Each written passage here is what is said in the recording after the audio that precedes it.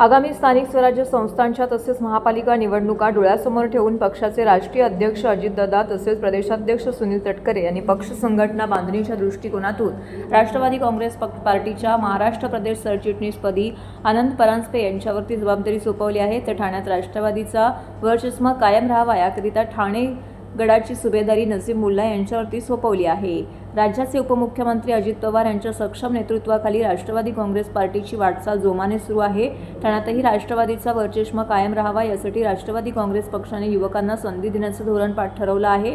त्यानुसार राष्ट्रवादीच्या ठाणे शहर जिल्हाध्यक्षपदी तरुण तडफदार युवा नेतृत्व नजीम मुल्ला यांची नियुक्ती केली आहे। नजीम मुल्ला यांच्यावरती प्रदेश सरचिटणीस तथा निरीक्षक अल्पसंख्याक विभाग महाराष्ट्र प्रदेश तसेच समन्वयक कल्याण डोंबिवली महानगरपालिका भिवंडी महानगरपालिका या पदांची देखील जबाबदारी सोपवण्यात आली आहे।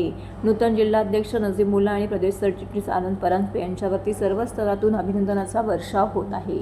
परवाच्या मला 4-5 दिवसापूर्वी दादांनी स्वतः विनंती केली का तुम्हाला माझ्या हेतून तुम्हाला काही जबाबदारी स्वीकारायला लागेल। आता दादाने आदेश दिल्यानंतर तर मान्य करायलाच लागेल।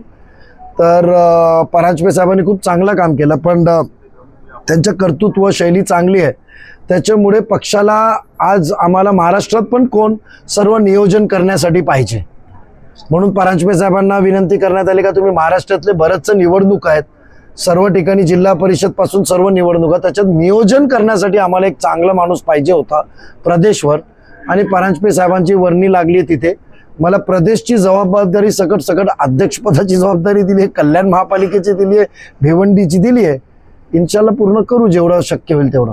राजकीय स्टेटमेंट देत नाहीये, जेवढी आपली क्षमता आहे तेवढं सांगतो। पण एवढा मी सांगतो, पुढच्या सत्तेत राष्ट्रवादी काँग्रेस पक्ष सहभागी असेल एवढा मी तुम्हाला सांगतो।